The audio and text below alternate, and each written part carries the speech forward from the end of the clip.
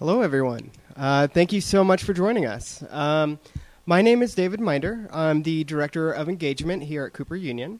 I get that fancy title to make sure it includes things like this, parents programming, ways to bring parents back to campus, ways to make sure that they have all the information they need with their students. Traditionally, we do 2 of these, one each semester. We had one last semester on mental health, and we have this one on housing. Obviously, this is one that's very popular that we will continue to do. Obviously, there is a demand for that. But if you ever have any other suggestions about what other programs we could do for parents, please let me know.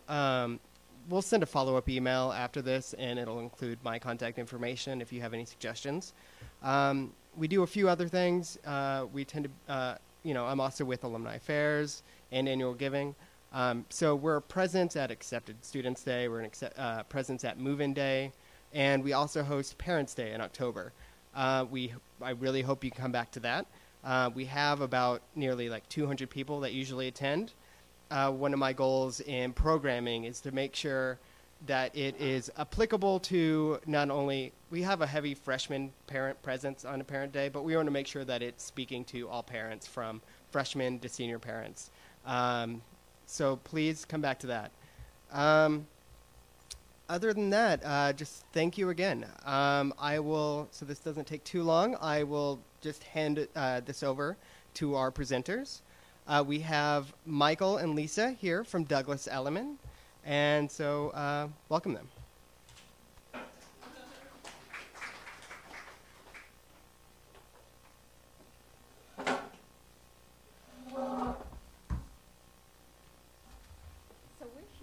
To help you guys through the apartment search process, the requirements that a lot of landlords look at, and kind of help you guys get a better understanding of what the expectations might be in this kind of market. I know it could be very stressful, it could be very daunting. Very overwhelming, Inundated with lots of information and pictures online. So I know you guys just want to get to the bottom line, what's the apartment, how much do they cost, what do they expect, and how can we, how can we get the apartment and our kid move in and we're all settled in, right? So the first thing we like to start with is we get a lot of calls. We actually help a lot of students in Manhattan and in Brooklyn. My associate Michael covers a lot of prime Brooklyn. And we get a lot of calls from students and parents very early on, and they say, I want to move in the summer and it's January. So our rule of thumb is about 30 to 45 days before your move date is when you should start your apartment search. And the reason for this is because the tenants who live in the apartments, they get their renewal notices, and they have to respond whether or not they are going to stay there or they're going to leave. And when they decide that they don't leave, that's when the apartment comes on the market.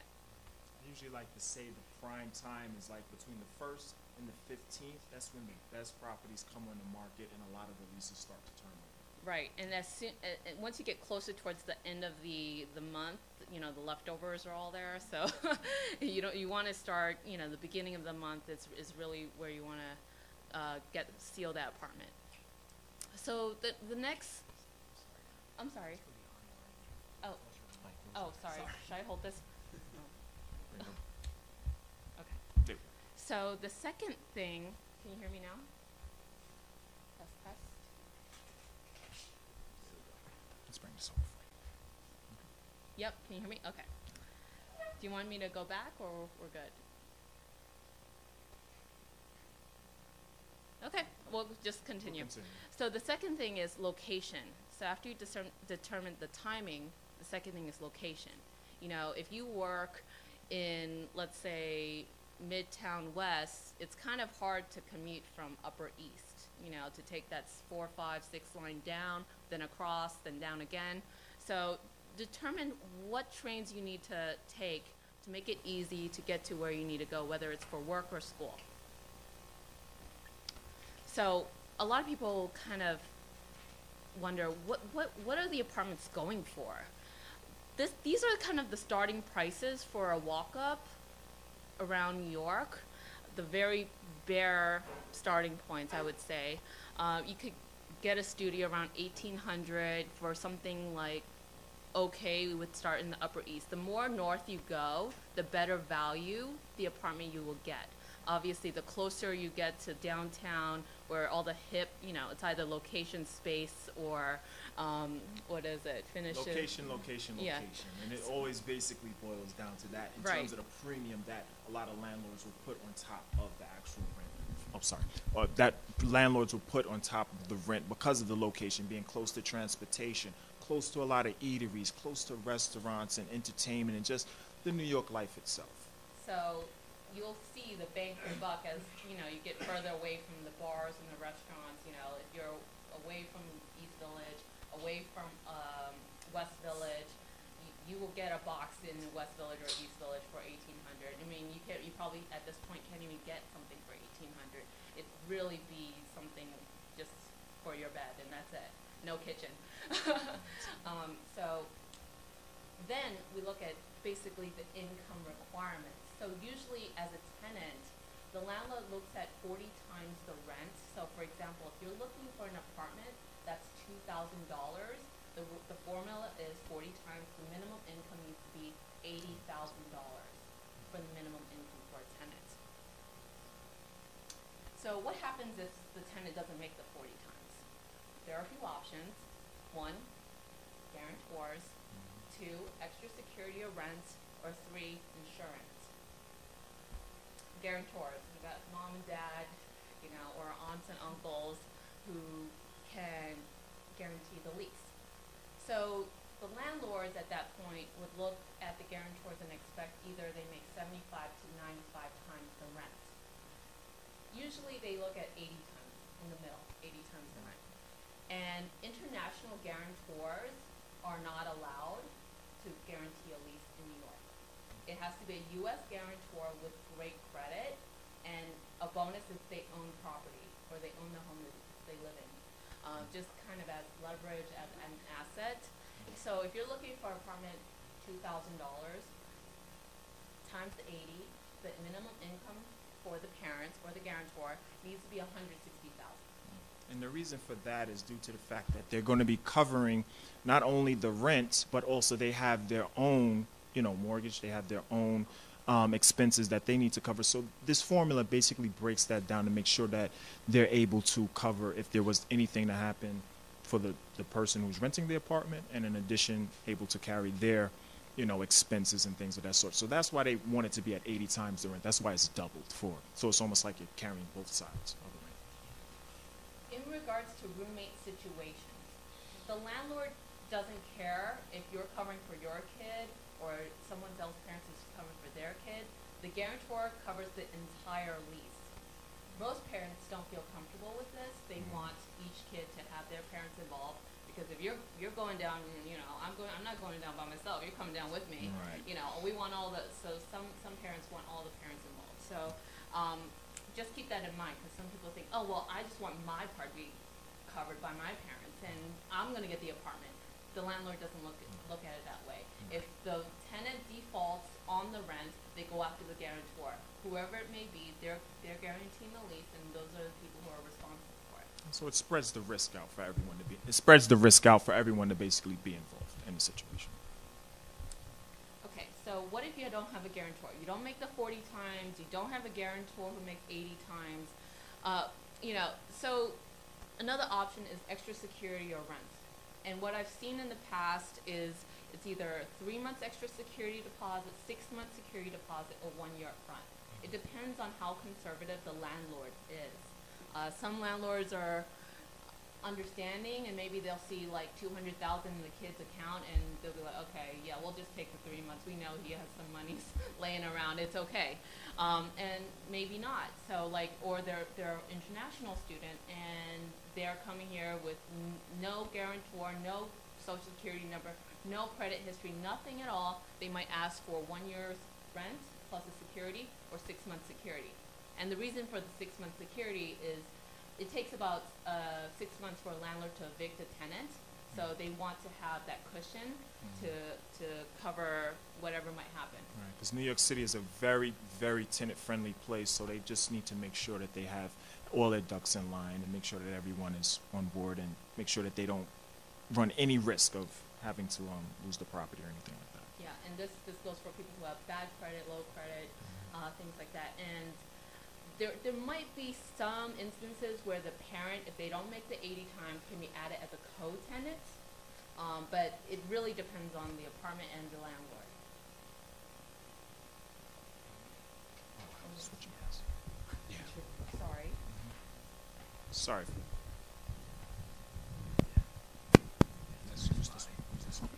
Sorry for the technical difficulties. So that's kind of what another option would be if there's no guarantor involved. If it's a rent-stabilized building, they won't accept this. So what happens when you're in a situation where you want an apartment in a rent-stabilized building and they don't accept the money up front? There is a company, and not all landlords accept this. Some of the higher end or the nicer buildings with the doorman and elevator building, they'll accept something called insurance, which is a corporate guarantor. It's basically you pay them a month of the rent, and they cover they're your guarantor. They just sign on. If you default, they'll cover for you. Like a rental insurance company, basically. Right. Okay.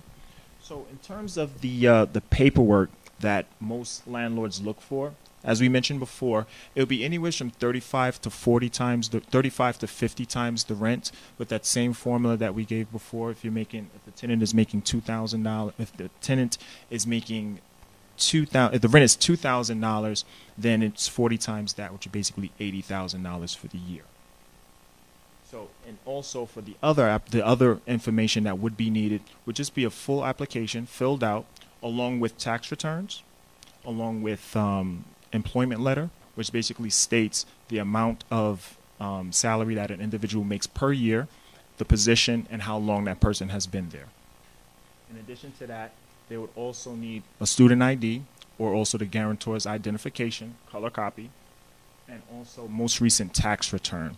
Most recent tax return, just the first 2 pages. We don't need the full documentation, the whole entire document itself. And that'll basically be it in terms of all of the documentation that would be needed. For folks that are relocating here from another country, you do need a U.S. bank account, and most of them, they want to see the funds in the account at the time that you apply, or proof that the funds have been wired to the U.S. bank account. And same situation with the guarantor's paperwork, a completed application, bank statements. Don't be surprised that, why do they need to look at how much money is in my account? Well, you can spend all the money you make. So the landlord wants to know that you have funds to cover your own expenses, your kids' expenses, things like that. You need your tax returns, your photo ID, and all that good stuff. And make sure, I've come across this many times, and this kind of slows down the process. Make sure your tax return, your second page, is signed. Sometimes I get a tax return, like in the very beginning, I'll get it, I send it in, and a lot of them know I need it signed. I need it that they confirm that this is exactly what they make. Okay.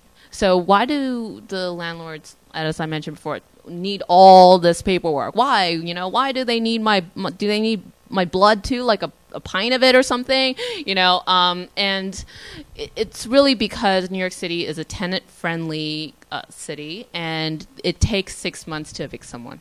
So they always have the tenant's interest over the landlord's interest. So the landlord wants to make sure that the person is fully qualified before they let them in. Once they let them in and they stop paying, it's really a hassle for the landlord to evict the person out. Okay, so fun part. So what if I don't want to rent? What if I don't want to give all my money to the New York City landlords? There's another option. You might consider buying an apartment for your kid while they're in school. Maybe you'll go up in value by the time they graduate and you want to sell it.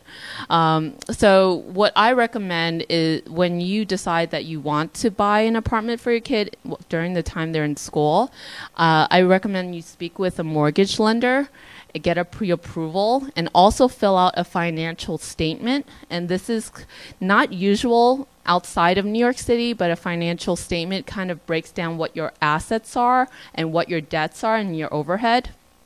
And the reason for the financial statement is because there's something called co-ops in New York that you have to pass in order to get the apartment. It's one thing to be pre-approved for the apartment by the bank, but there's a board for the building that you have to pass, and they look at your financials. So there are 3 types of properties. There's condo, co-op, and townhouses or house. So what's the difference between condo and co-op? You know, they look the same, they feel the same, they smell the same, everything looks the same. And the reason is it's the way they're structured. A condo is like real property. You own the walls, you share partial interests of the common space. You own a piece of it. It's real property. You pay taxes on it. It's good in the sense that they have flexibility with if you want to rent it out afterwards. They require less down payment. The downfall is the price of the apartment tends to be a little bit higher than a co-op. It's about a 20% premium. With a co-op, the benefits of co-op, some will allow you to co-purchase with your child or gift to your child. Some will not. But the benefits of a co-op is that you're able to buy, the way it's structured is that a corporation owns the building. And when you buy an apartment, you're buying shares for that unit, and you're getting a lease that you're getting a proprietary lease saying that you can stay there because you're a shareholder. And the reason why this is better for some people is because it's cheaper. It's 20% cheaper than a condo. I think that would be the main reason. It's because it's cheaper. Yeah. Yeah. The downfall is they're very strict with renting it out afterwards. You know, they might have like every 2 out of 5 years. You could rent it after you live there for 5 years, for 2 years, then you have to live there for 5 years again. So those are the downfalls of the co-op. But it's instead of paying $800,000, you could be paying like $600,000, or So you just kind of weigh out what you might work for you. And they require a little bit larger down payment. And a townhouse, it's like buying a house. You have total responsibility of that property. The taxes, the maintenance, the whole thing. You're literally buying a house. Instead of buying a piece of a building, a skyscraper, or anything like that, you own the whole thing, and you're responsible for everything that's involved. If there's something usually wrong with like a co-op, and the window needs to be cleaned, or something needs to be cleaned or fixed the exterior, the building takes care of that. Versus here, this is totally on you. But the benefit is, in a way, you want the whole thing. You want to have a place, this whole building, to be your own.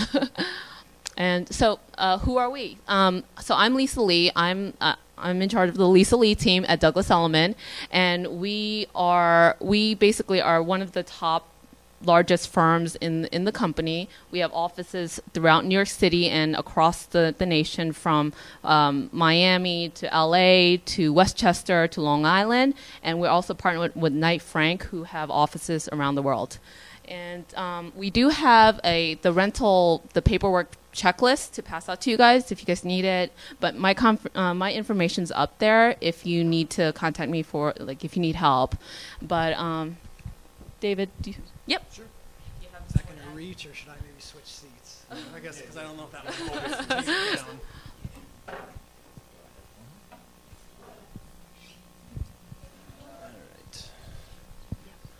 Hello. I know some of the parents out there, others not as well, but my name is David. I'm the Director of Housing at Cooper. So I actually live in the residence hall at 29 3rd Avenue with many of the first-year students. I have just a few things that I have prepared, and some other options as well that I want to go into, and then I guess we'll open it up for questions, and I'm sure there will be many. But I had just a few quick notes and things that I've gone over and that I do go over with the students in the building, maybe a little bit more about some tips and ideas in terms of the actual search itself, as well as a few notes about prepping to search and then actually signing the lease. So I want to kind of, maybe we'll be tracing back a little bit of what they talked about, but not too much, and I'll be brief with that. And then, like I said, I do have a couple of other housing options here in the city that I'm aware of that are maybe a little bit outside of this normal realm of having to go out and going through real estate firms and all of that. So, so the first thing, a few notes that I had on in preparing to search, they talked a little bit about this, but you know, I like to tell the students that they really should have a discussion with themselves, with their prospective roommates, with their parents about making realistic lists of wants and must-haves and sort of thinking about how many bedrooms they wish to have, how many bathrooms do they wish to have, do they have a particular neighborhood they want to be in, are they concerned about specific proximity to Cooper, look at things like crime statistics. I know that legally real estate agents can't talk about that, but because I'm, you know, not necessarily trying to like sell or, you know, have no financial stake or whatever, or driving people to or away from particular neighborhoods, I can talk about that with you. I mean, most of my personal experience is obviously anecdotal. I've lived in a handful of Brooklyn neighborhoods and now been in the East Village for 5 years, but also can supply you with crime maps and such that are provided by the city of New York. But looking at that, looking at things like building amenities, you know, do they wish to have a doorman? Do they wish to have laundry in facility, a gym in facility? Obviously price range, thinking about how many roommates they want to have. I mean, a rule of thumb is the more roommates that they're going to have, probably the lower the cost is going to be per student. Obviously living by yourself is going to be a lot more expensive than living with 5 roommates. And lastly, which they did talk about, was proximity to subways. So one thing that I do like to drive home, particularly to people who maybe aren't as familiar with New York City, is that just looking at it on a map in terms of actual, you know, oh, this is 2 miles away or this is 7 miles away, really may not correlate to the actual amount of time that it takes to get to campus. Because you could be all the way up on the Upper East Side, but be right off the 6 train and could get to Cooper in 15 minutes. Or you could be somewhere west, you know, in Midtown West or something or whatever that looks a lot closer on the map, but could take twice as long depending on the buses and the subway lines. So I think it's important to really take a real look at the subway lines as well. And the other thing that I tell the students is familiarizing yourself with the city. A lot of the students kind of get in the Cooper bubble and walk back and forth between this building or the foundation building and the residence hall, and a lot of the city doesn't exist outside of those 3 blocks. So while I want to give the very, very clear note that I'm not in any way endorsing that you put yourself in areas you don't know at 3 a.m. in the morning and then say, I told you to do it, I do recommend that, you know, they get up and go to these neighborhoods and go in the day, go at night where it's safe. You know, as we know, St. Mark's 1 block over looks a lot different at 3 p.m. than it does at 3 a.m. So having an idea for what does this neighborhood that I'm looking at feel like at, you know, when the sun goes down? What does it feel like during day hours? And really familiarizing yourself with these different neighborhoods, because there are a lot of fantastic New York City neighborhoods outside of just the East Village. And also, and the biggest thing in prep is getting your paperwork ready. The stuff that they talked about, that's kind of the stuff that you can be doing now. Because when it comes time to actually begin the search, if you're going and you find an apartment that you like, and then you say, oh, wow, I really like this apartment, let me go get all that paperwork ready. When you're doing that, you're going to lose it to someone else. So you should have the paperwork prepared and ready to go, and in hand. You should have those tax returns, those statements ready, so that when you actually hit the pavement, they're in hand. You know, have them in a binder, whatever, and you're gonna be prepared. It's gonna show the listing agent or whoever is there on site that you're a conscientious renter. If you're walking in and you're prepped and you're ready to go, it's really gonna set you apart as well, just from that appearances standpoint.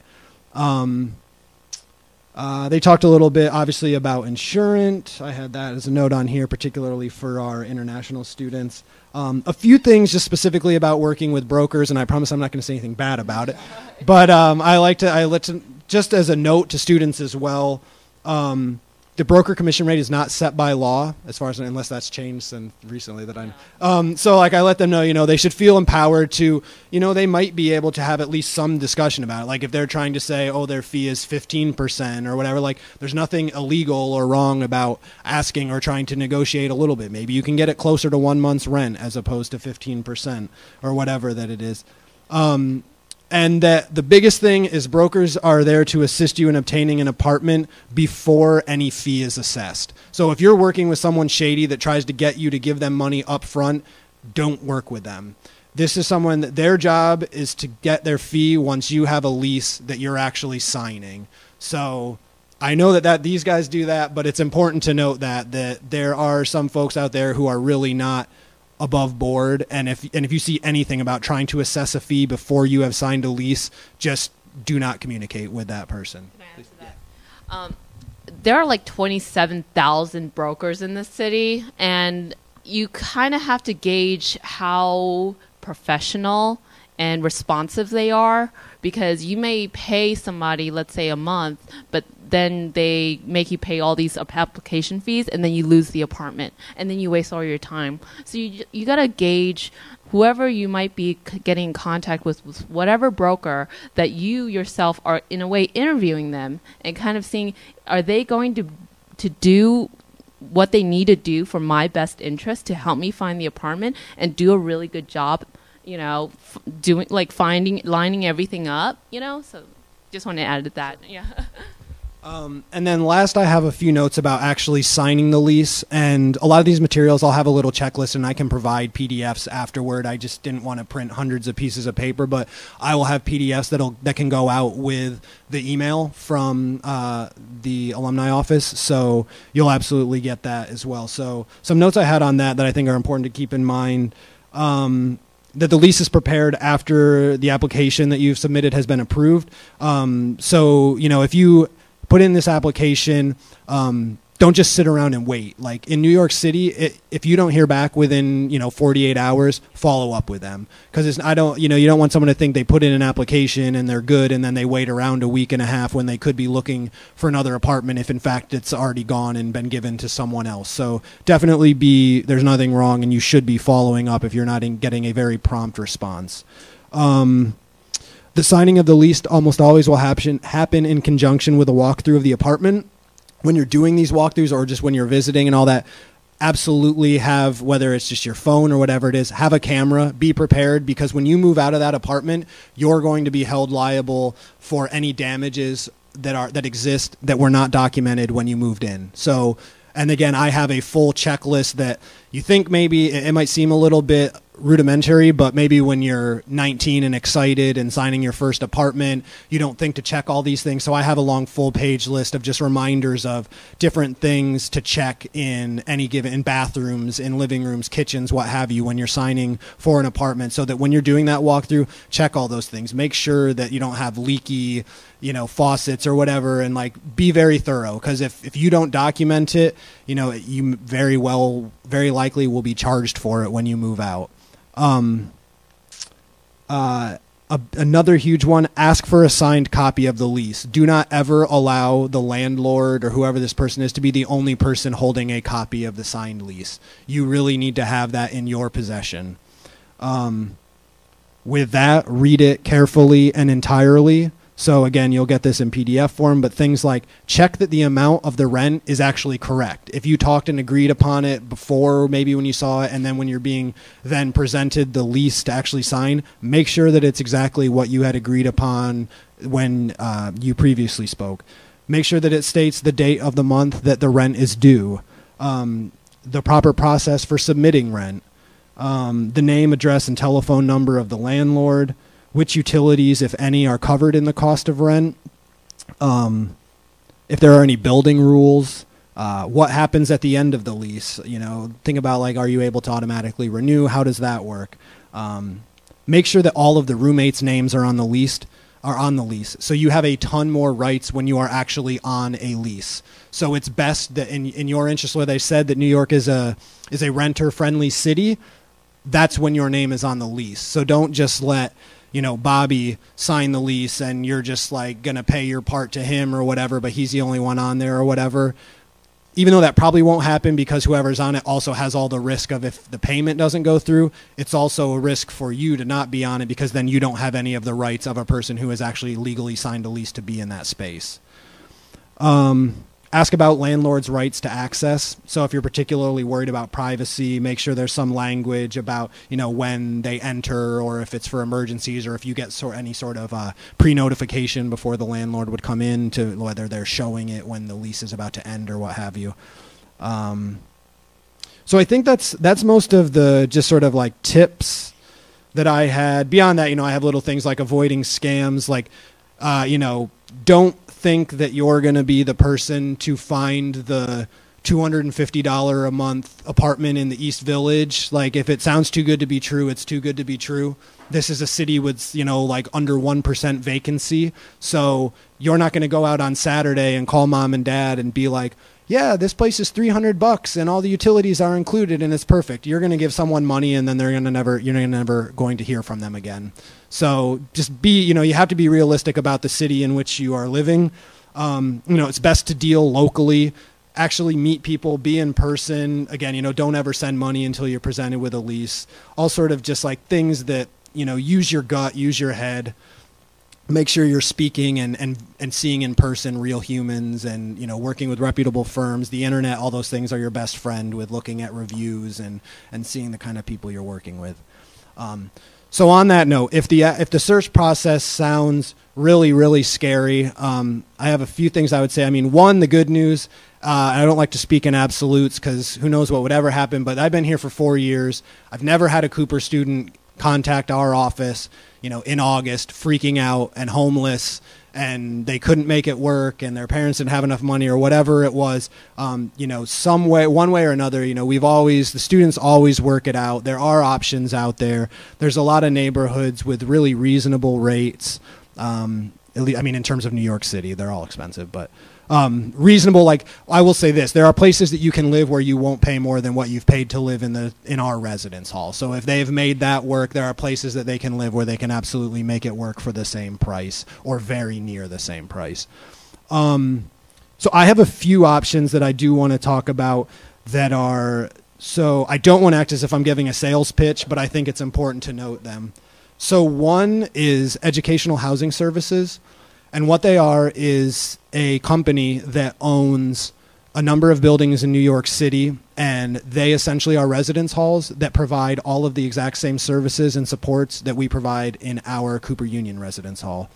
So while there's not a specific Cooper Union staff presence there, so, like I won't live there, the buildings do have 24/7 security guards at a front desk, just like we do. They have live-in professional student and full-time staff members. So the sort of equivalent of me in that building exists in all of their buildings. They have 24-hour, emergency response on-call services, just as we do.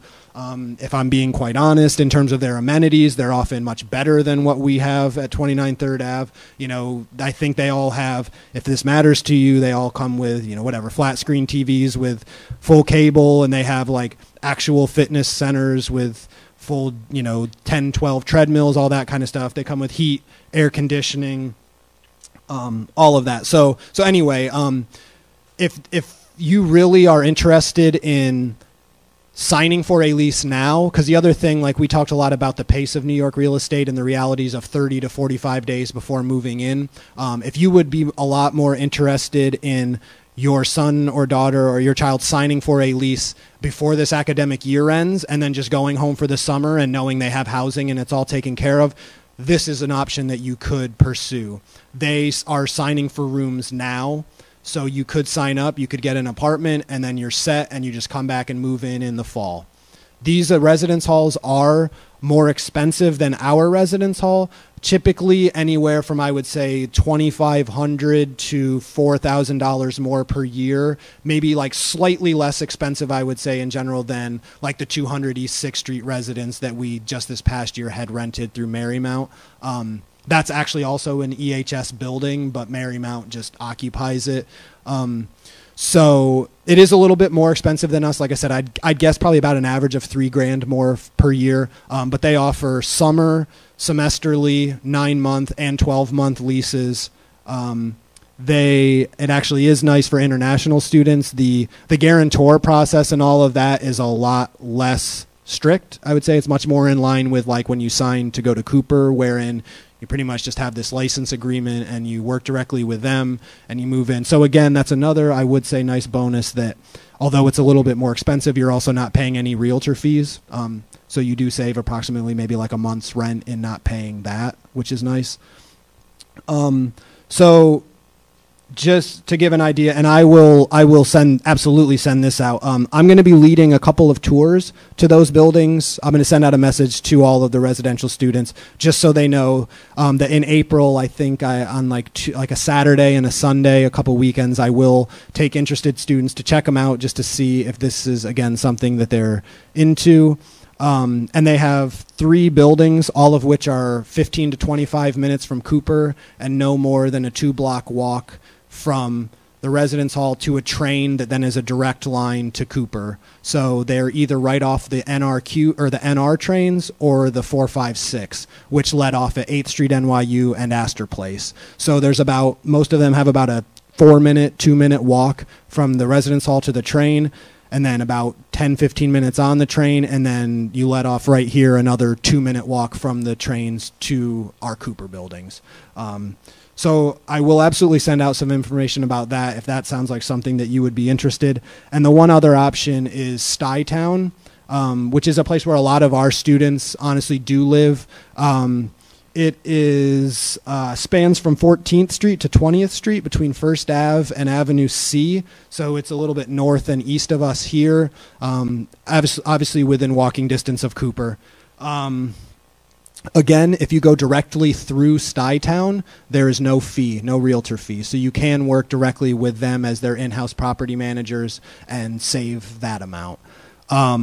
The prices vary dramatically there. There are, fancy places where you could spend a ton of money, and then I know a number of Cooper students who currently live there in the $1,100 to $1,200 a month range, which again is very much in line with what we charge in our residence hall. So a very doable amount if you were already living on campus. Most of those they'll have like a really large room, and they have like a flex rooms, they'll call them, where maybe in like some big 200 square foot room, they'll put in like a temporary wall if you wish to turn it into 2 rooms to like, again, if you wanted to have an extra roommate and bring down the cost in price even more. But like I said, I definitely know of a number of students in the $1,100 to at least $1,300 range that are there at Stuytown. So I will provide that link as well. In addition to that, I have a couple of documents that I'll send in the email. I have a Know Your Rights PDF, which somehow is really horrible resolution, but it's easily legible. But it's a little cheat sheet that has some links to important websites. So topics like if you want to know like who is my landlord and you don't know that or you don't have your lease handy, you can put in your address. It tells you stuff like that. It talks about like, laws that landlords should be following, uses that are allowed of your building, is my rent illegally high, et cetera, et cetera. I have a sheet that will provide links to governmental websites or New York websites that will provide answers to a lot of those questions. Yeah, and I guess like I already talked about, I'll supply some crime maps. I'll send out, subway maps, all those sorts of things. So that was most of what I had to cover as well. So I guess really a lot of what this ends up being is really just questions from you. So I'll open it up for that. Sure. Yeah.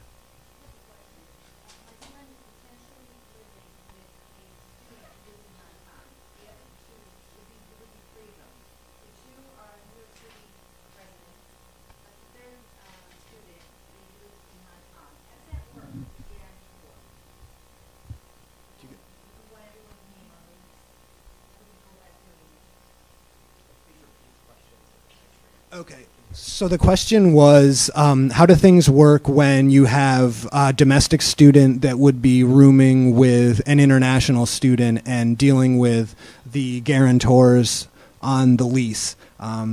I mean, I can give my response to what I know of from previous Cooper years, and then I will ask that you absolutely correct me if I'm saying anything wrong, as this is your profession. But I mean, like they talked about, there absolutely is. It's common to have parents on the lease, and I know that I worked with a number of students. 2 apartments that I can remember last year in particular were at Stuytown again, and so I know that they do accept insurance there. That I know that they basically did their process where all of the parents did act as guarantors.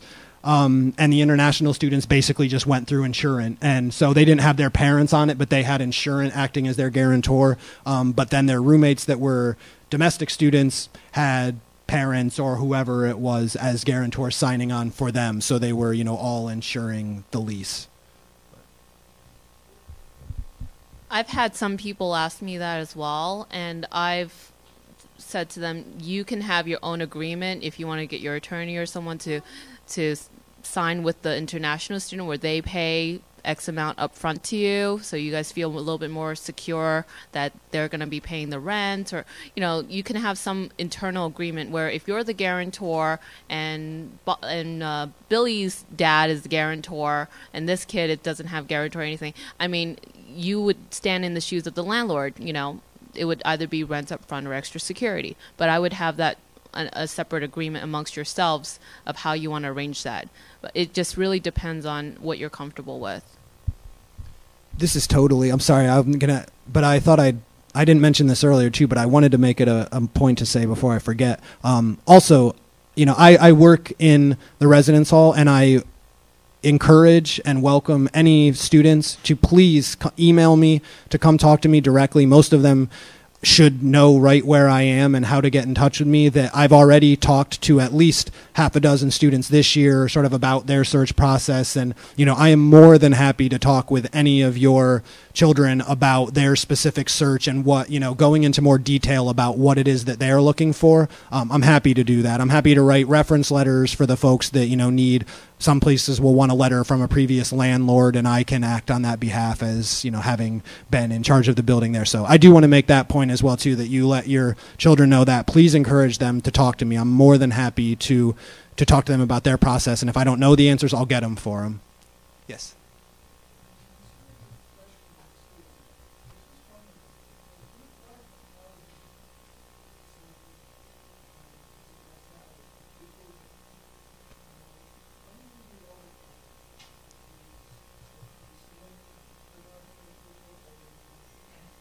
Sure. So the question was, a first-year student that currently lives in the residence hall, if they were to reapply for housing at our Cooper Union Residence Hall, when would they be notified if they have received housing or if they need to look for off-campus housing? So the housing application is live currently, and the cutoff date for priority consideration is May 6th. So up until that date, essentially all students that apply are considered on the same level playing field. First-year students, I should say, obviously are given priority. Once that date arrives, I would think I would have a good idea of being able to look at the entire database and the applicant pool and have an idea, how many the number of students that have applied based on the number of beds we have available, and would be able to let students, some upper class students, know. The actual housing notifications don't go out until the end of May or the first week in June, just because it takes a few weeks to take that database, confirm enrollment with admissions, actually assign them and do roommate matching, et cetera, et cetera. But before I even go through that whole process, when I actually have the cutoff date and just the raw numbers, if I have 220 applicants and 165 beds, I don't really have to go through roommate matching to be able to tell the upper class student, hey, we're not going to have space for you. You really should be looking elsewhere.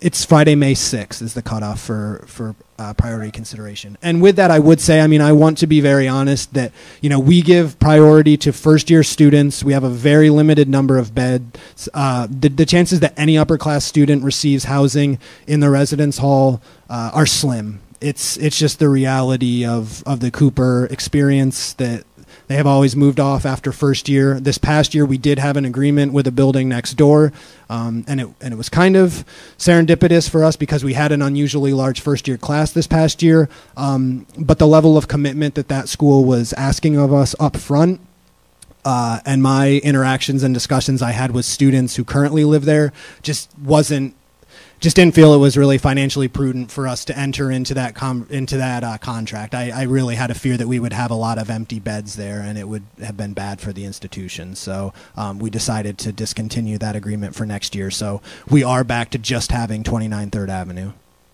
Yes.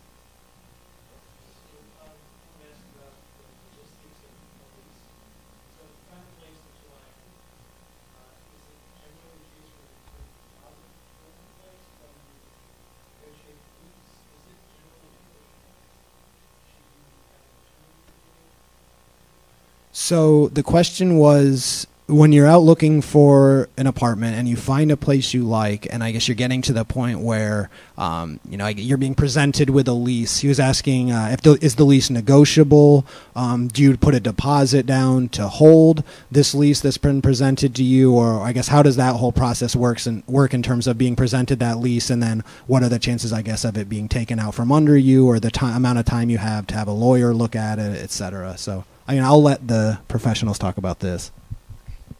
Sure. Yeah. So when you see an apartment that you like, and most of the time either the landlord or the listing agent will ask for a 1-month hold deposit, and usually that's required to act as liquidated damages during the approval process. If the landlord rejects your application, you get your deposit back. If you back out, the landlord keeps that deposit. And that's just purely for the sake of, if somebody else comes along and says they like it, and they told them that it's off the market now, and they've scared off a bunch of people because they are processing your application, that's the reason for the deposit. In regards to the lease, I have seen people who have said, I want to take this lease and take it to an attorney.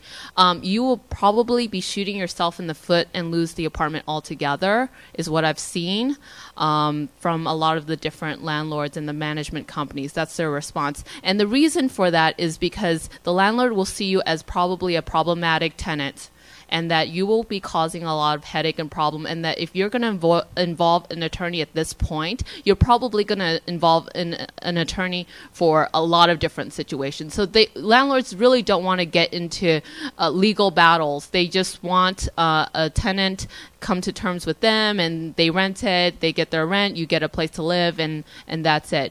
There are sometimes there are terms in there that says 80% of the floor has to be covered by rug.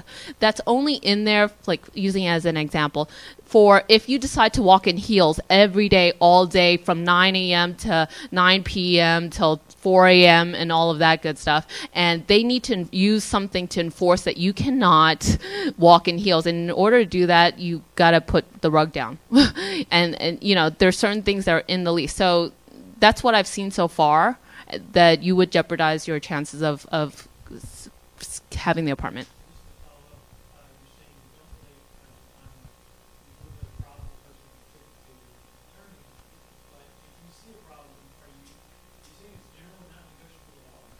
You can ask for clarification, but I have seen people lose like $10,000 apartments because they're the Prince of Shaw, and they wanted their attorney to look at it, and they've lost the apartment. I've seen people who wanted to bring the lease to, that were $4,500, and they said they wanted to bring the attorney, and they said, and the listing agents, they said, we have 10 people wanting the apartment. It depends on the landlord.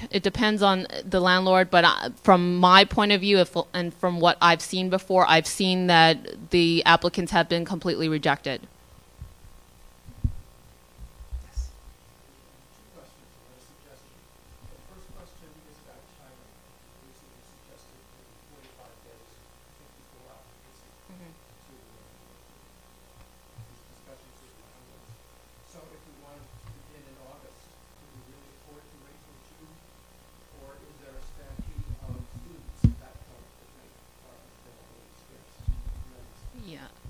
So the question is looking 30 to 45 days beforehand realistic for a move date for August, is what you're saying? Yes. It is. I mean, I know it's very nerve-wracking to wait so close and be in competition with people. What you can do is try and look a little earlier. You'll just have to pay rent earlier. You know, if you look now, the apartments that are available, let's see, it will be for April or for May. If you look, you know, it's always that 45-day mark. Yes. I mean, I would make the decisions closer to that 45-day mark versus like as close to your move date. All the good stuff is going to be gone, is what I've seen. They're like, oh, what if there's more coming up? What if there's more? Well, there's not, because the next round of apartments for the following month will be available. It's not like, oh, this apartment just becomes available last minute. It's a cycle. It's whenever the tenants provide their response for their renewal notice. Second question, can you comment about sublets and are there any significant differences between sublets and direct lease? So the question is about sublets and if there's anything you guys need to know about in regards to sublets and leases. Usually in leases, there are a provision provided by the landlord that sublets are not allowed. So you might want to talk to your attorney to make sure if there's a sublet situation going on, exactly what you guys are getting into. I mean, we don't necessarily deal with sublets too often. Most of the, a lot of questions we also get is, well, can I do a month to month, or can I do like a 6-month lease, or when you're looking for a vacant apartment, most of the time the landlord will want a 1-year lease.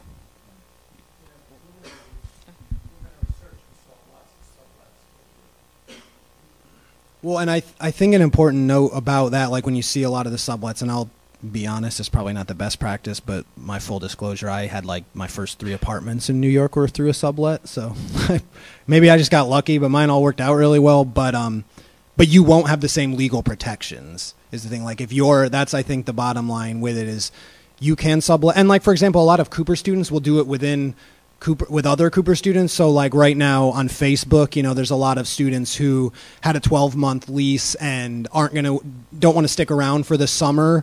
And they might say like, oh, I have an apartment in the East Village. If you're going to be here for Invention Factory or for whatever over the summer, you can sublet from me. They do that quite a bit.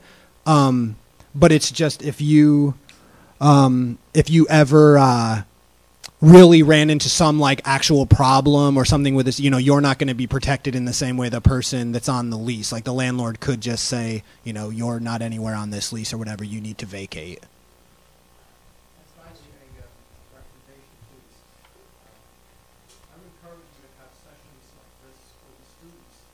I do. I will in the residence hall. Yes.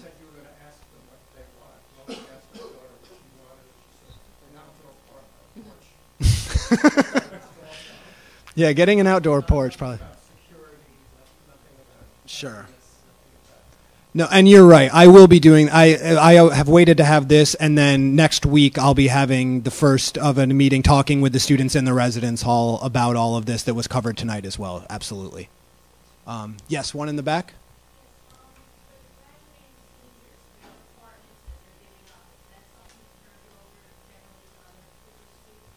That's so that's actually perfect. The question was the same one I was just given from a live stream question, which was, do graduating students ever turn over units to undergrad Cooper students?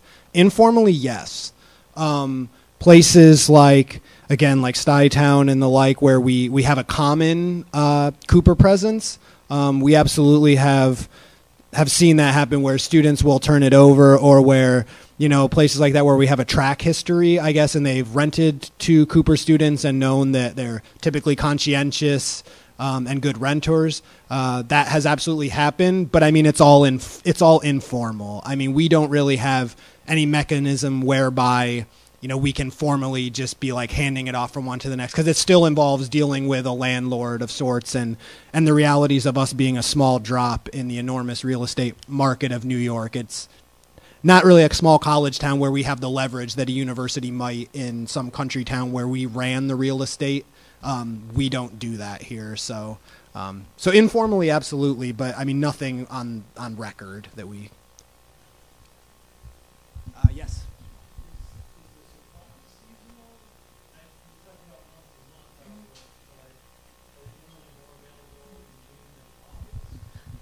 So the inventory stays like, it might be like a 0.5 to 0.7% difference between the summer and the winter time. I would say the winter time you have negotiating power. You know, you can maybe try and knock off $50 to $150 off the rent, because the landlords, you know, you got the holidays, Thanksgiving, Christmas, Hanukkah, all the holidays during November and December, and then it's really cold January, February. So a lot of these units are vacant, and the landlords will do whatever it takes to get it rented. So you have a lot more leverage and negotiating power. And as far as the speed of the apartments, it's definitely a little bit slower. Like a lot of my clients recently, they thought about an apartment for a week, and I was like, okay, let's hope it's still available. And then it is, and I was like, oh, thank God it is still available. But I've seen in August where the apartment's gone in an hour. You're in the same space as somebody else, and they ran to the bank, got a deposit check, and now it's off the market. So seasonally, yes, there's a huge difference. I would say the busiest time would be July and August for like a September or August start date.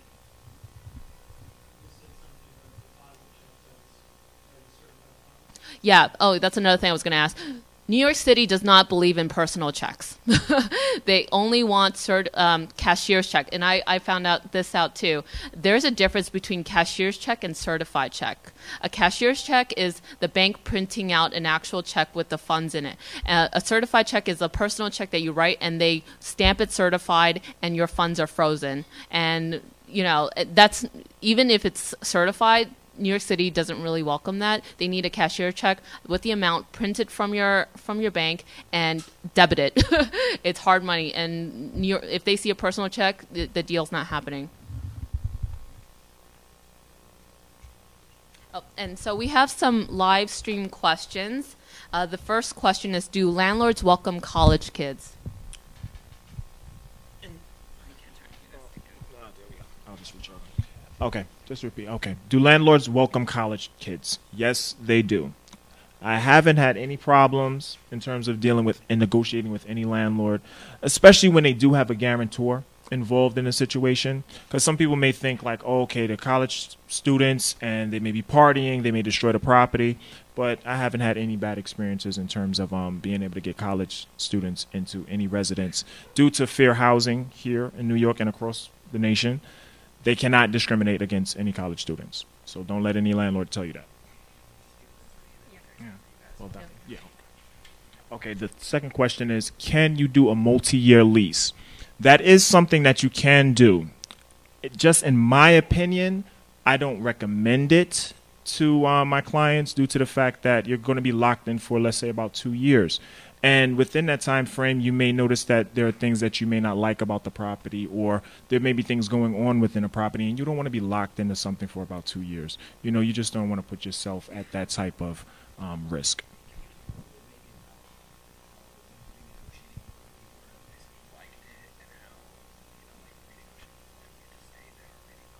Oh yeah, in terms of like the increases that they may put on the lease itself. You can negotiate, of course, for another year to stay within the property, because you get the renewal about 30 days prior. So once you get that and you renew it, it's usually anywhere from about a 10%. Excuse me, not a 10%. Anywhere from about a 1 to 2%. So the rental board here in New York City, they actually, you know, regulate that in terms of the amount that can be increased on a rent itself, if it's rent stabilized. But if it's not rent stabilized, it's a deregulated apartment, it may be anywhere from $25 to about $50 in terms of the increase on the rent, roughly. It really depends on the building. I've heard people have $500 increases. I've had people say they haven't gotten an increase at all. It depends on your landlord. Like my landlord, I paid early. I don't call with problems. I send them a cake during the holidays, and and I use it to my advantage. So when renewal time comes around, they haven't raised my rent in 3 years. So it depends on your relationship with the landlord and and how you are with them. If you're always calling with there's a mice, there's this, there's, you know, you got to get a rat trap on your own and just do it on your, you know, pick your battles, you know, decide what you want to call the landlord for. With the multi-year lease, it depends on the landlord, you know, like some will offer 2 years, some will offer 1 year, some 2-year leases will have, they'll say the second year will be at a higher rate, or all 2 years might be at a higher rate. It depends on the listing, it depends on the landlord. And the third question from the live stream is there a rule for square feet per person? Okay, so this is a fun question we get all the time from parents and people moving to New York. What's the square footage? Firstly, because the rental process moves so quickly, we don't talk about square footage. It's on you. You get your measuring tape, you measure it, and you decide what the square footage, because sometimes it could be just the layout. It might have a large square footage, but because the layout is so weird that it just could be misconstrued, like, oh, well, maybe I'll like this apartment because it has a large square footage versus this apartment, and you get in there and it seems smaller. So it really depends on you. And the rule, so we don't really measure how much square footage per person. With bedrooms, I think with the fire department, it's max 2 people per room, per bedroom. So the last question was, why can't Cooper get another dorm? Without stepping on any toes of people who are way above my pay grade, I would think the short answer would be money. And I don't mean that flippantly, but just, I mean, the realistic availability of full buildings in New York City is essentially nil.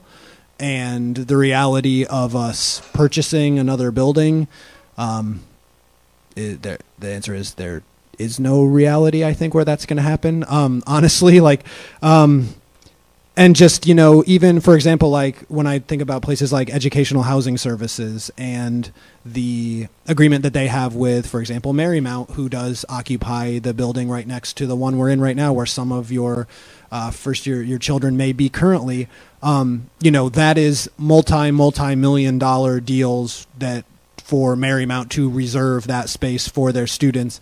And we just haven't had, at Cooper, haven't had multiple buildings and a lot of students wanting residence beyond the first year, quite frankly. There's always a population that does wish to stay.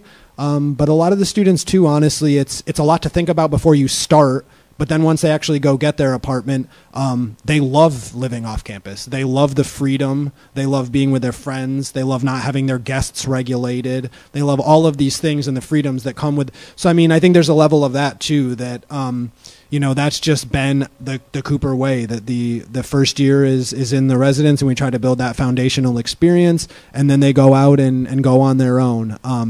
And I just, yeah, I mean, there's the short, real answer is just that, I mean, Cooper, in the near future, unless someone's doing something that I'm unaware of, which sometimes happens, we will not be acquiring another residence hall anytime soon. Yes?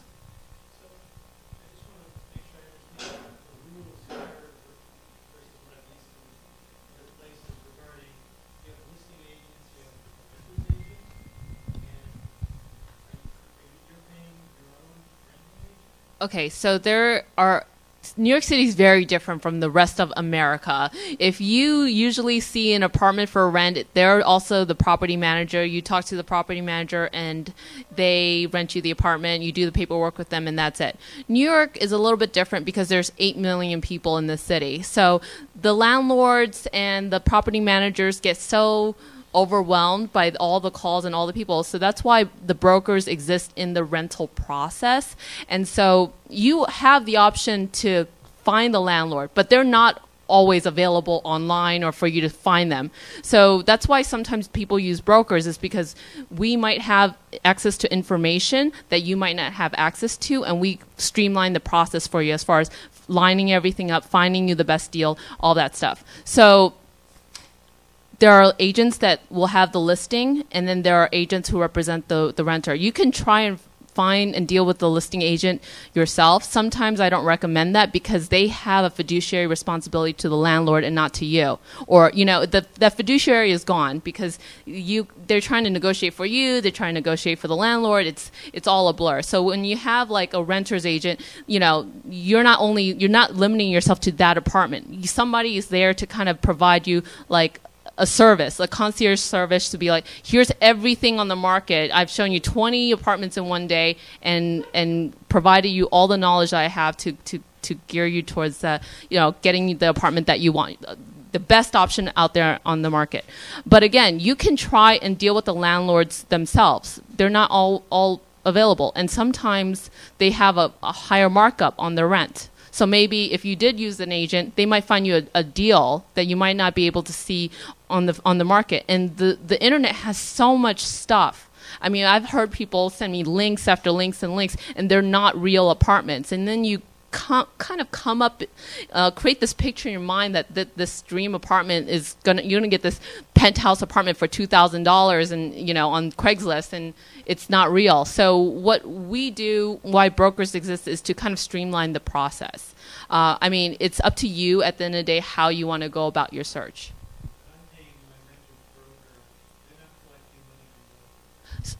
So, sorry to answer not answer the second part of the question. The second part of the question is, you know, who do you pay? So if there's a listing agent involved who represents the landlord, and they're usually right now in this type market, they're not getting paid by the landlord. So either way, when you pay your renter's broker, they have to split it with that listing agent. Yes.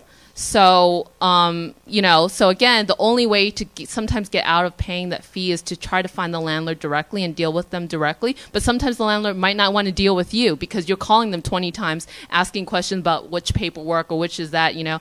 The brokers that are there, sometimes the landlords want to deal with the brokers because they just make it easy. They get everything in one shot and it's done. But it just really depends what you want to do. I hope that helps.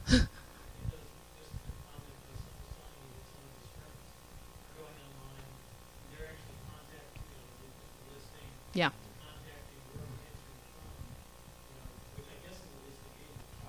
Sometimes some brokers are actually, there are some listings out there that the landlord allows all the brokers to advertise, so it might look like it's their listing, but it might not actually be their listing. So it can be very confusing.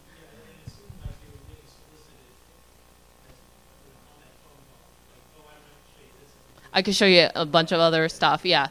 I mean, yeah, like, there are a lot of different listings. There's listings that the landlord will sign specifically with an agent. There are listings that the landlord gives out to every firm, every 27,000 broker in this company, and they can in the city, I mean, and they can advertise it, and it could seem like it's their listing. So that's why, you know, if you just deal with one broker and they just show you everything, whether it's someone else's listing, whether it's the landlord, then it just cuts all the headache in between out of the process.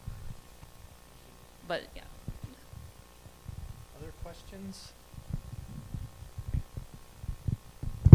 Don't have any. I have my card here on the table.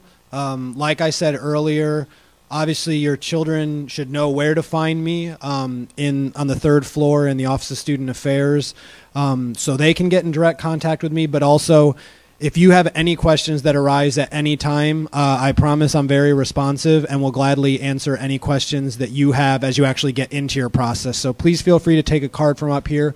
David, do you guys have anything you need to say in closing? Okay, thank you so much for coming.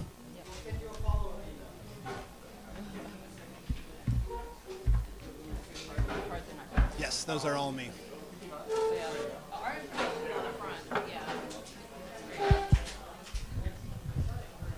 And I just said that I would send a follow-up email with the PowerPoint that was on today, and I'll send our information as well. Really interested in the EHS site. Sure.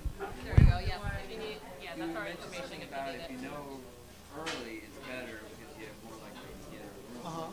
My situation, is probably going to want like a single room. Okay. They have single. Absolutely. Yeah, they do have single.